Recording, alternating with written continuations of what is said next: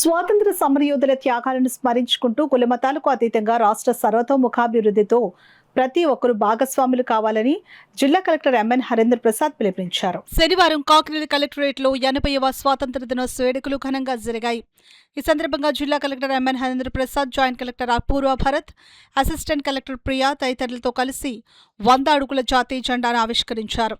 అనంతరం కలెక్టరేట్ ఆవరణలోని జాతిపిత మహాత్మా గాంధీ విగ్రహానికి జిల్లా collector M N Harendra Prasad, JC Apoorva Bharat, trainee collector Priya, DRO doctor P Thippanayak పూలమాలలు వేసి ఘనంగా నివాళులర్పించారు. అనంతరం కలెక్టర్ కార్యాలయంలో జిల్లా కలెక్టర్ హరేంద్ర ప్రసాద్ జాతీయ జెండాను ఎగురవేశారు. పోలీస్ గౌరవ వందనాన్ని స్వీకరించారు. ఈ సందర్భంగా చిన్నారులకు ఆయన చాక్లెట్లు పంచిపెట్టి స్వాతంత్ర దినోత్సవ శుభాకాంక్షలు తెలియజేశారు.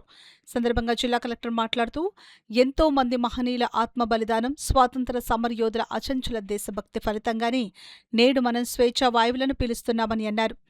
ఆ త్యాగతనులు ఆశయాలను గౌరవించడం మన బాధ్యతని ఆయన తెలిపారు. మనకు లభించిన ఈ స్వాతంత్ర ఫలాలను సద్వినియోగం చేసుకుంటూ జాతిని మరింత ముందుకు తీసుకుని వెళ్లాలని జిల్లా కలెక్టర్ ఆకాంక్షించారు. ఈ కార్యక్రమంలో వివిధ శాఖల జిల్లా స్థాయి అధికారులు, కలెక్టరేట్లోని వివిధ విభాగాల అధిపతులు, సిబ్బంది తదితరులు పాల్గొన్నారు. స్వతంత్రం అనేది కేవలం బ్రిటిష్ వారి నుంచి విముక్తి మాత్రం కాదు. మన రాజ్యాంగం మన కోసం ఒకటి తయారు చేసుకొని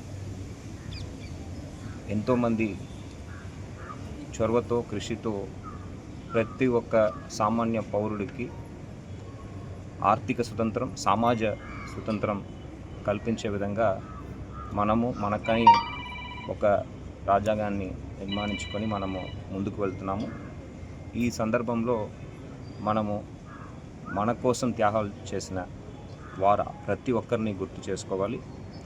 వారిని ఆదర్శంగా తీసుకొని ప్రతి ఒక్క పౌరుడు కూడా తన వంతు కృషి చేయాలి.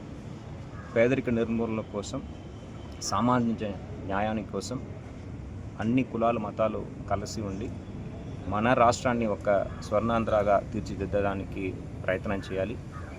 ఏదైతే 15% గ్రోత్ అనేది అనుకుంటున్నామో ఆ సాధనలో భాగంగా గౌరవ ముఖ్యమంత్రి వర్యులు, ఉప ముఖ్యమంత్రి వర్యులు చేస్తున్న ఈ మంచి పనికి మనం కూడా తోడుగా ఉండి రాబోయే సంవత్సరం ఒక మంచి సంవత్సరంగా ప్రతి ఒక్కరికి మేలు జరిగే విధంగా ఉండాలని ఈ సందర్భంగా కోరుతూ మరోమారి అందరూ ప్రజలకి స్వతంత్ర దినోత్సవ శుభాకాంక్షలు తెలియజేస్తూ సెలవు.